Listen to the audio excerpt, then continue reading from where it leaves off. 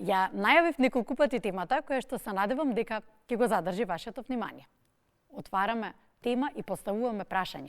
Дали високоинтелектуалните луѓе имаат големо его? Со Катерина Ангеловска, доктор по психолошки науки во магистар и магистар во социјалната заштита. Така, во социјалната заштита е наш гостин денеска.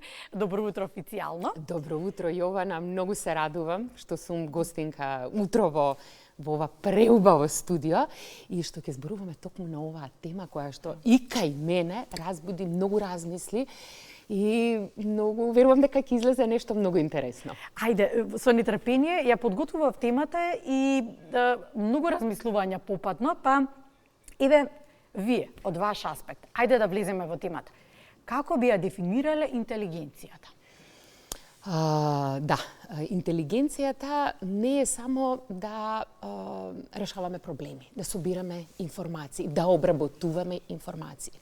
Интелигенцијата е многу повеќе од тоа. Интелигенцијата е всушност способност свесно да живееме, да ја разбереме суштината на животот под површината, она вистинското што е. И според мене, интелигенцијата во својата најголема, највисока форма е всушност интеграција помеѓу умот, срцето и помеѓу духот. И интелигенцијата не е тука да покаже надмок и да, нели, јас сум подобра од тебе. Не. Вистинската интелигенција покажува една смиреност, покажува една учтивост, една скромност, но не понизност. И интелигенцијата произлегува не од умот. Интелигенцијата произлегува од душата. И во својата суштина, според мене, интелигенцијата е љубов во движење. Љубов која разбира, љубов која мисли, љубов која чувствува и љубов која создава хармонија и баланс помеѓу човекот и животот и светот околу нас. Тоа е според мене. А како тука би го дефинирале егото? Што според вас е егото?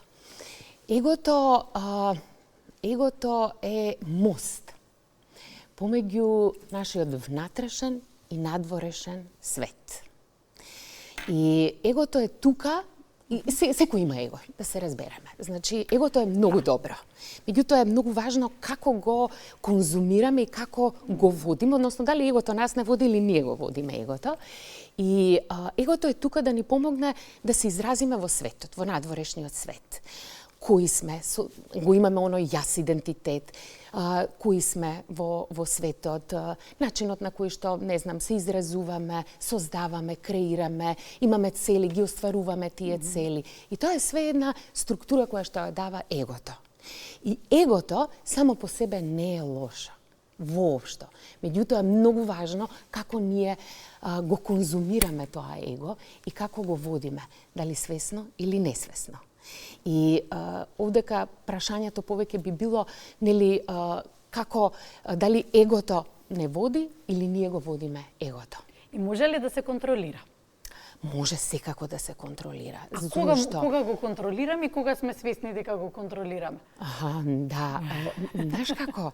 Таа е толку тенка, суптилна граница, според мене, што мислам дека на голо око не можеме целосно да ја видиме, меѓутоа енергетски можеме да ја почувствуваме кога некој е во таа состојба на високо изразено его, его кое што раздвојува и кое што покажува надмог и она висока интелигенција која што ни покажува една сосема друга димензија на постоење. И многу е важно, значи, интелигенцијата зависи од тоа дали ние свесно живееме или несвесно живееме. Затоа што високата интелигенција е висока свест. Високата интелигенција во својата вистинска смисла на зборот служи за добробит на постоење, има поголема како се вика тоа, поголема цел, поголема мисија има. И таа линија е многу тенка, но се чувствува и можеме да ја приметиме кај луѓето, дефинитивно. Сега, според вашето искуство, дали високоинтелектуалните личности имаат тенденција да бидат посамоуверени, а и се очекува да бидат посамоуверени, но или да бидат поарогантни? Да, значи самоувереноста и ароганцијата кои што произлегуваат од високата интелигенција се различни. Затоа што самоувереноста потекнува од тоа, јас знам која сум. Јас не морам да се докажувам пред тебе. Јас тоа што го носам во себе како мудрост и како знаење, јас можам да го споделам безрезервно. И имам една висока свест на делување, на битисување во секојдневието. А ароганцијата пак произлегува од недоволност. Јас не сум доволно добра. И тоа се корени психолошки кои што потекнуваат најверојатно од детството, каде што нели ние сме и насочени да размислуваме поинаку или пак не знам, сме биле поизолирани, не сме биле сватени од надворешниот свет и едноставно создаваме еден штит околу себе кој што со текот на годините расте во ароганција. Затоа што егото, ние не се раѓаме со големо его. Ние се раѓаме со его, но со големо его не растеме. Односно, тоа се развива во текот на нашето живење. Сега, ке високоинтелектуалните луѓе, каде е границата помеѓу самодовербата и егото?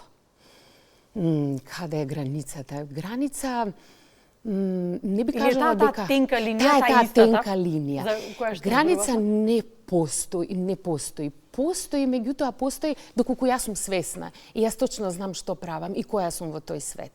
И затоа велам, многу е суптилна и тенка таа линија, меѓутоа е видлива по енергетско ниво. Ќе се почувствува.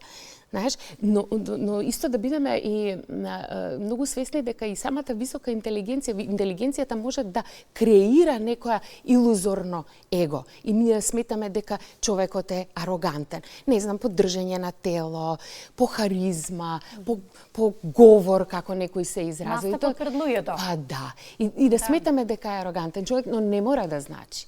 Не мора да значи, затоа што од друга пак страна таа личност е самоуверена, има изразена самодоверба и е истовремено скромна и понизна.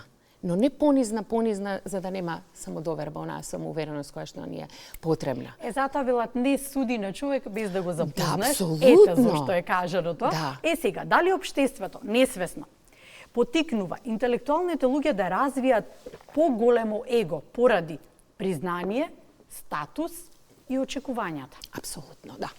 Апсолутно. Значи, тоа ни се случува нас уште од мали деца. Не учат да бидеме најдобри, ти си најпаметен, најпаметна, ти најдобро знаеш. И се гради тој психолошки момент на его, на ароганција. Јас сум подобар од тебе. Јас можам подобро од тебе. Има чувство на надмоќ, затоа што интелигенцијата, ако ние ја живееме во вистинска смисла на зборот и како и на почетокот што кажа, таа е љубов во движење интелигенцијата која свесно нели ја перципираме, ја доживуваме и ја живееме. И таа интелигенција сушност нас не води во еден поинаков тек, а кога ние стануваме надмокни со сите тие атрибути на вредност за да бидеме признаени, да бидеме прифатени, да ни кажат дека не сакаат, не води во друг правец, на исцрпеност, на илузија и на раздвојување на себе од својата суштина, од онаа наша автентичност. Да зборуваме за признанието, за статусот, за очекувањата од тие луѓе. Да, и затоа што ти кога те очекуваат од тебе, уште од мали нозе, нели, очекуваат да бидеш најдобри.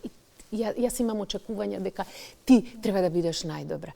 И тоа е така исцрпувачки. Тие признанија тие се добри. Јас не велам не и се одлични, ама кога ги користиме за повисоки цели и кога ги користиме свесно.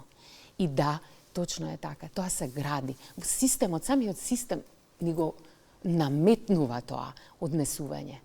Сега се поставува веднаш прашањето дека дали може да постои интелектуална компензација. Мислам на следново. Луѓето со висока интелигенција кои што ја користат за да се заштитат од несигурности. Да, апсолутно. Тоа го прават многу луѓето почесто од што мислиме дека го прават. И тоа се гради уште од многу млади години. Кога не сме признаени, не сме прифатени од тој свет во кој што живееме, едноставно создаваме еден штит. И тој штит расте и расте.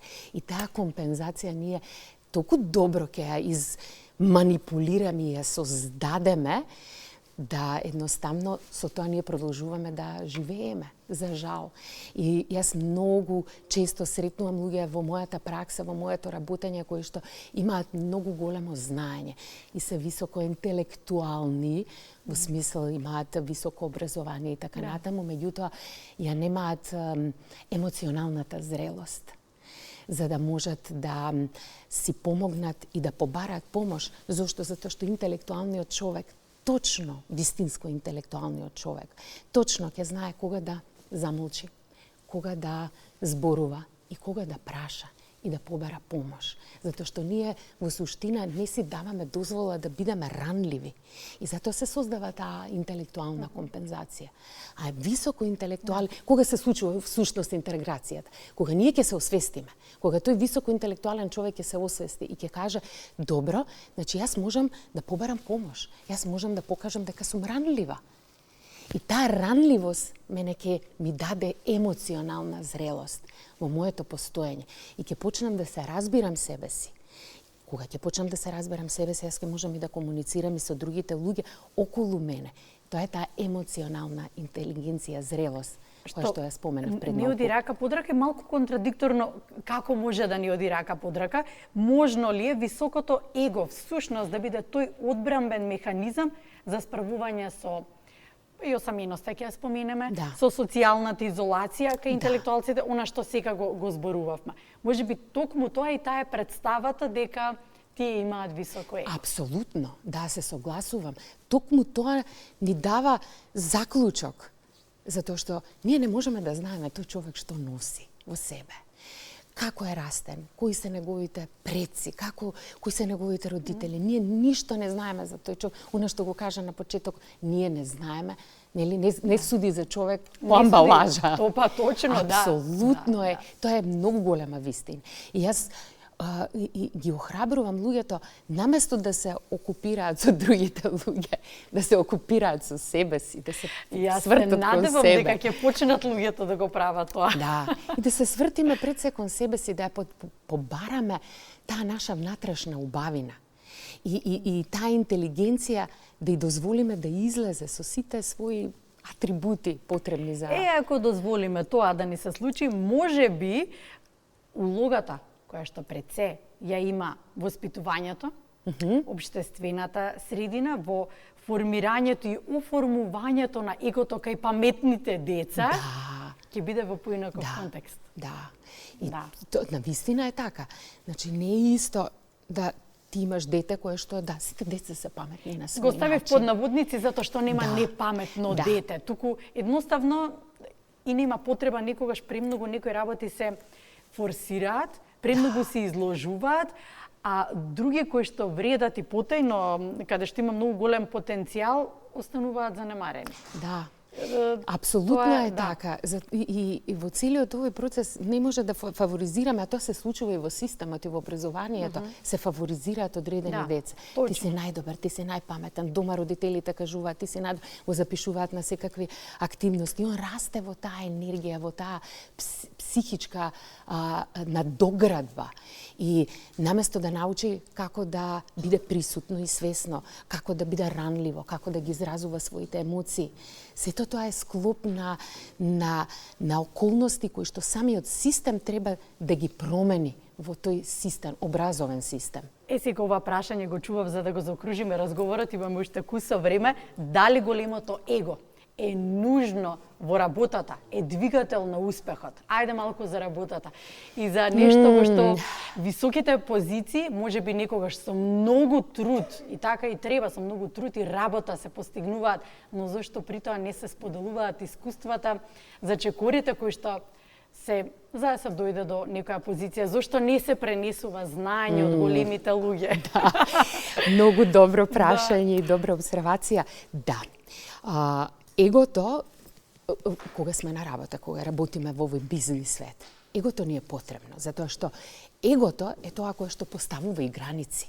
кога треба да знаеме да кажеме не, да ја кога ќе се представам во светот, да знам точно што сакам и како. Така. И ние можеме да бидеме и високо интелигентни, да бидеме и скромни, но истовремено и да имаме его, кое што его ќе ни служи на нас, за да можеме да ги оствариме нашите цели, кои што нема да бидат од состојба на раздвоеност или да надмок или да направиме штета на некој друг, туку едноставно за едни повисоки цели. И често се случува да вистина, и тоа сум била и јас сведок, и сум го искусила, дека луѓе кои што на вистина се интелигентни, имаат знаење, не сакаат да го споделат тоа знаење со другите. За жал. Зошто? Затоа што не се свесни за што служи тоа знаење. Тоа знаење, затоа и на почетокот кажав дека интелигенцијата не е само способност да собираме информации, да обработуваме информации или да решаваме проблеми. Интелигенцијата е способност да живееме свесно. Јас кога знам која сум, што сум, кои се моите знаења, и при тоа знам дека не знам се, затоа што тоа е способноста на високата интелигенција, на високо интелигентните луѓе. Јас безрезервно ќе ја пренесам таа информација што ја носам во себе. Што ќе правам со неја, каде ќе ја носам? Да не кажам каде. Зошто? Светот треба да биде убаво место за живење. Да. И егото е тука секогаш до нас, со нас, во нас, но ние треба да го водиме него, а не тоа нас да не води. Свесно и присутно, со трпение и љубов и една поинаква свесност, веќе ја кажав, за ни повисоки цели. Благодарам, Катерина Ангеловска, благодарам што бевте денеска со нас, ни бевте гости, ни донесовте една убава енергија и верувам дека отворивме тема за дискусија денеска и за размислување. Да, за убави цели и големи цели. Да, благодарам уште еднаш.